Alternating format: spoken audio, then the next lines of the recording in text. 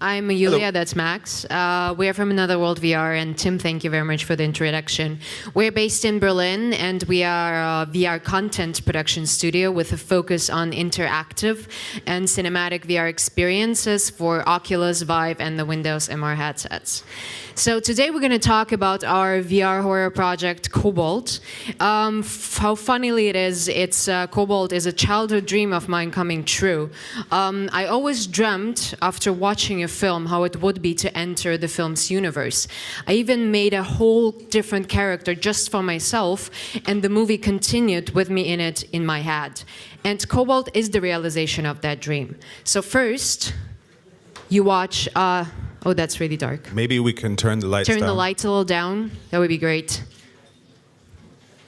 So first you watch a 2D horror film that is set in the GDR and revolves around the fate of a little boy who's hunted by a creature from Germanic and pagan mythology.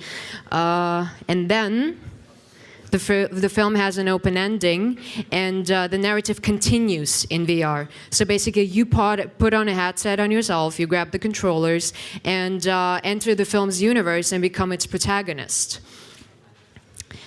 And your mission is going to be to find out what happened to the little boy, but spoiler alert, you're going to very soon become the new target of the creature. Now if we can turn the lights a bit down, and I will show you the trailer.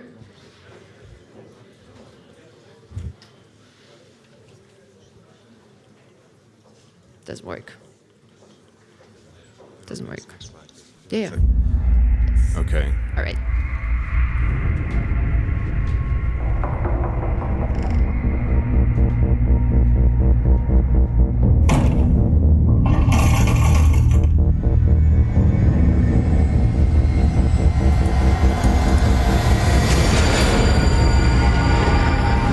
Yeah, that's very dark. So that's footage from the VR experience, what you can see right now here, before we saw footage from the film.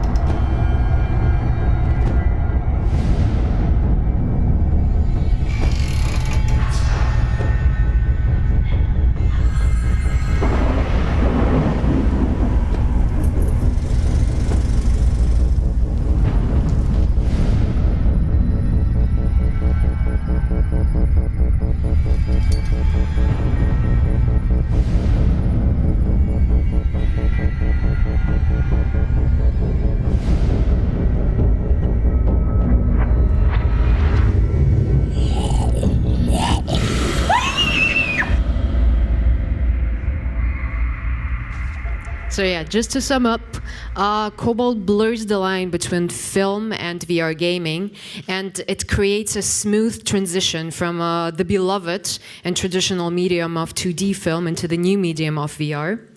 And Kobold is also an example for authentic horror. What do I mean by authentic horror? That's a subgenre of horror in which the narrative is based in the myths, the legends, or the history of a certain culture. And in case of Kobold, it's based in German history and European folklore. So we try to capture the dark essence of German fairy tales that already inspired the Grimm brothers, E.T.A. Hoffmann. The creature itself is a reimagination of a mythological creature that is right now brought back to us, by us, to the contemporary as the new evil. A lot of Kobold's dark atmosphere comes from the fact that the movie is set and the VR game deals with the aftermath of the GDR. And in general, the language in the project is, of course, American English to reach a wider and broader audience, but certain mysterious elements are still kept in German to strengthen the cultural authenticity and credibility. And right now, I'm going to give over to Max to talk about cinematic realism of that experience. All right, thank you. We're also very happy to be here and to sort of show from a independent studio standpoint what kind of things are possible in VR. Cinematic realism was a really important target to achieve for us. on the TV over there, you can see the front of a house. Maybe we can turn the lights down again, please. The entire location is a real house in Brandenburg, here in a forest, and we scanned the entire thing with photogrammetry. So all of the rooms, all of the surrounding forest, all of the props, all of the characters and actors have been digitized in a photorealistic way. That is a child's room, one of the levels, one of the areas in the game that you can see. All right, that's better.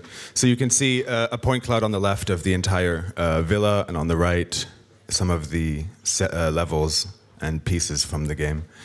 Photorealism, very important point for us. How do you achieve this kind of immersion? How do you create this illusion of realism? Here you could see a character, one of the actors from the film. He appears in the game as well, although he appears 40 years later. So what we did is we applied some special effects makeup to him, gave him lots of wrinkles, lots of sort of spots and veins and things, and then digitized him using photogrammetry. And at the moment, we're working on an in-house technique to create realistic facial gestures, because for us, it's really important that actors can gesture, move, talk, and interact with the player in a realistic way.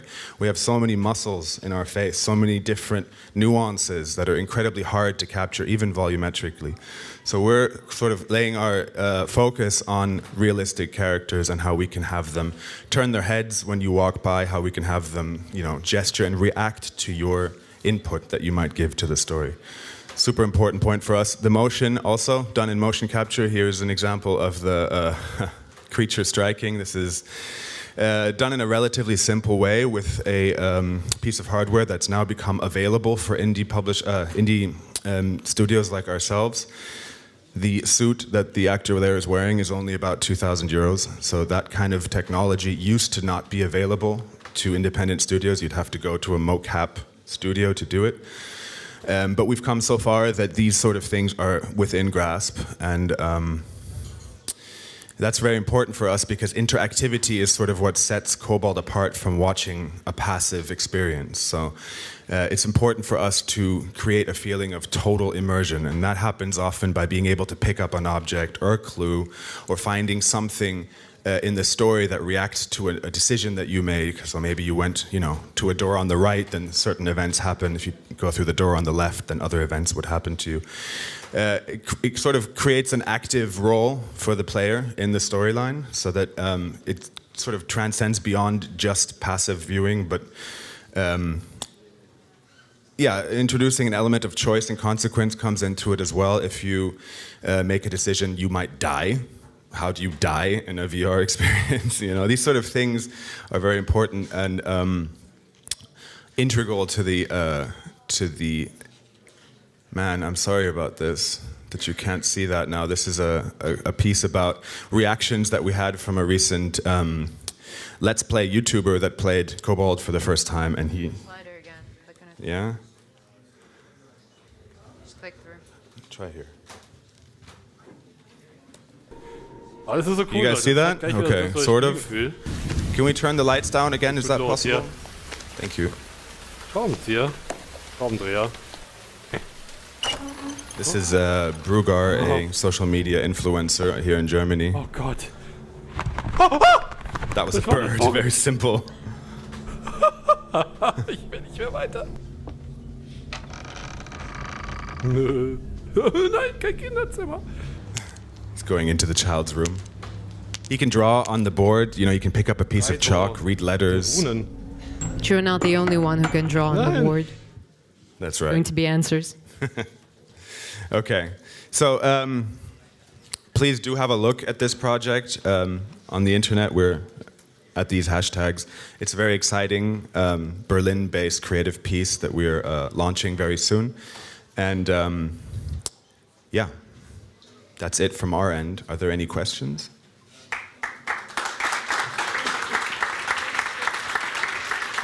Nope. Okay. Yes, one over there. Okay.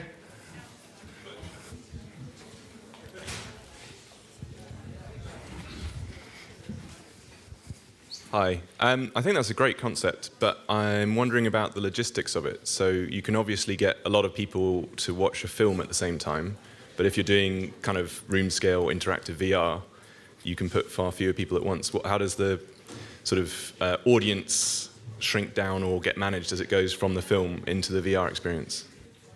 That's a really good question, because basically, like, our release is going to be on platforms and location-based locations, obviously.